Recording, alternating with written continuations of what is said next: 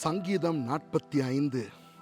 சோஷனின் என்னும் வாக்கியத்திலே வாசிக்க கோராகின் புத்திரரில் உள்ள ராக தலைவனுக்கு ஒப்புவிக்கப்பட்ட நேசப்பாட்டாகிய சங்கீதம். என் இருதயம் நல்ல விசேஷத்தினால் பொங்குகிறது. நான் ராஜாவை குறித்து பாடின கவியை சொல்லுகிறேன். என் நாவு விரைவாய் எழுதுகிறவனுடைய எழுத்தாணி. எல்லா மனுபுத்திரரிலும் நீர் மகா சௌந்தரியம் உள்ளவர். உம்முடைய உதடுகளில் அருள் பொழிகிறது. ஆகையால் தேவன் உம்மை என்றென்றைக்கும் ஆசீர்வதிக்கிறார்.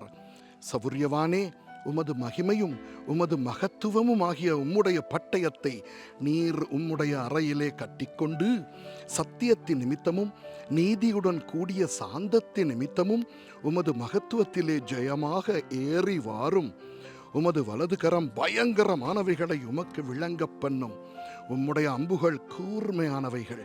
அவைகள் ராஜாவுடைய சத்துருக்களின் இருதயத்துக்குள் பாயும். ஜனசதளங்கள் உமக்கு கீழே விழுவார்கள். தேவனே, உமது சிங்காசனம் என்றென்றைக்கும் உள்ளது. உமது ராஜ்யத்தின் செங்கோல் நீதியுள்ள செங்கோலாயிருக்கிறது. நீர் நீதியை விரும்பி அக்கிரமத்தை வெறுக்கிறீர். ஆதலால் தேவனே, உம்முடைய தேவன் உமது தோழரை பார்க்கிலும் உம்மை ஆனந்த தைலத்தினால் அபிஷேகம் பண்ணினார்.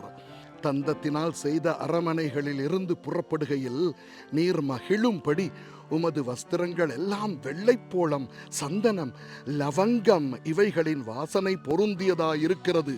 உமது நாயகிகளுக்குள்ளே அரசரின் குமாரத்திகளுண்டு. ராஜஸ்திரீ ஒப்பீரின் தங்கம் அணிந்தவளாய் உமது வலது பாரிசத்தில் நிற்கிறாள். குமாரத்தியே கேள், நீ உன் செவியை சாய்த்து சிந்தித்துக்கொள். உன் ஜனத்தையும் உன் தகப்பன் வீட்டையும் மறந்துவிடு. அப்பொழுது ராஜா உன் அழகில் பிரியப்படுவார். அவர் உன் ஆண்டவர், ஆகையால் அவரை பணிந்து கொள். தீரு குமாரத்தி காணிக்கை கொண்டு வருவாள். ஜனங்களில் ஐஸ்வர்யவான்களும் உன் தயவை நாடி வணங்குவார்கள். ராஜகுமாரத்தி உள்ளாக பூரண மகிமை உள்ளவள். அவள் உடை பொற்சரிகையாயிருக்கிறது. சித்திர தையலாடை தரித்தவளாய் ராஜாவினிடத்தில் அழைத்து கொண்டு வரப்படுவாள். அவள் பின்னாலே செல்லும் அவளுடைய தோழிகளாகிய கன்னிகைகள் உம்மிடத்தில் கூட்டிக் கொண்டு வரப்படுவார்கள். அவர்கள் மகிழ்ச்சியோடும் களிப்போடும் வந்து ராஜ அரமனைக்குள் பிரவேசிப்பார்கள். உமது பிதாக்களுக்கு பதிலாக உமது குமாரர் இருப்பார்கள். அவர்களை பூமி எங்கும் பிரபுக்களாக வைப்பீர். உமது நாமத்தை எல்லா தலைமுறைகளிலும் பிரஸ்தாபப்படுத்துவேன்.